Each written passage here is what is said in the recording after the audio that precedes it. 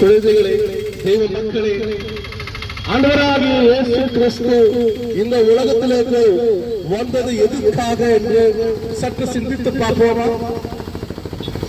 இயேசு கிறிஸ்துவின் அன்பார்ந்த சகோதரி சகோதரர்களே, நீங்கள்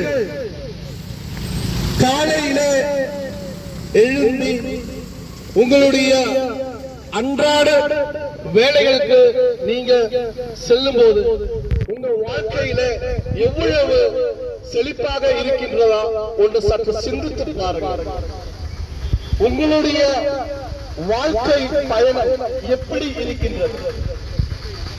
உங்கள் அன்றாடிய செலவுக்காக குடும்பத்துக்காக உழைத்துக் கொண்டிருக்கும் நீங்கள் ஒவ்வொரு நாளும் நீங்கள் பெடாத பாடுகள் பெற்றுக் கொண்டே இருக்கின்றீர்கள்.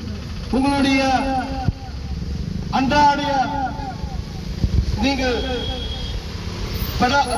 பெறுகின்ற உங்களுடைய வேலைகளில் இருந்து கிடைக்கக்கூடிய வருமானம் உங்களுடைய வாழ்க்கைக்கு பெரிதுமாக ஆனதா? இல்லை. அதுக்காக நாங்கள் என்ன செய்யறது? அதுக்காக நம்ம ஓடிக்கொண்டே இருக்கிறோம். இந்த ஓட்டத்தில் நம்மளுடைய உடம்பு, நம்மளுடைய ஆரோக்கியம், நம்மளுடைய வாழ்க்கை, நம்மளுடைய குடும்பம், இதை பற்றி எல்லாம் நம்ம யோசிக்காம நம்ம ஓடிக்கொண்டே இருக்கின்றோம். ஆனால் நிச்சயமாக இந்த ஓட்டத்துக்கு ஏதாவது பலன் உண்டா? இந்த கேள்விகள் நம்மளுடைய வாழ்க்கையில் இருக்கின்றது.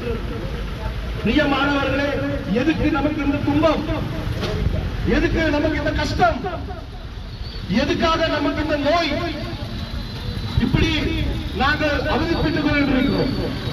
அன்பு இல்லை. குழந்தைகளுக்கு தாய் தகப்பனிடம் அன்பை இல்லை. என்ன காரணம்?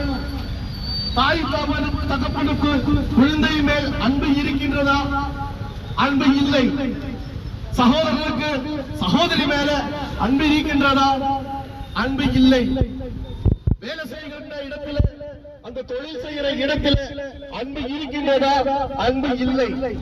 இதுக்கெல்லாம் காரணம் என்ன என்று சற்று சிந்தித்து பாருங்கள்.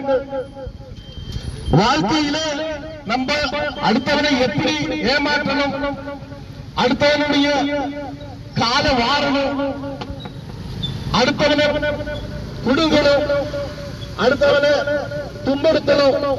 அந்த துன்படுத்தி எப்படியாவது நம்மளுடைய போக்கத்தை நிறுத்த வேணும். அதுதான் நினைச்சு கொண்டிருக்கோம். அரசியல்வாதியா இருந்தாலும் சரி, ஆபீஸ்ல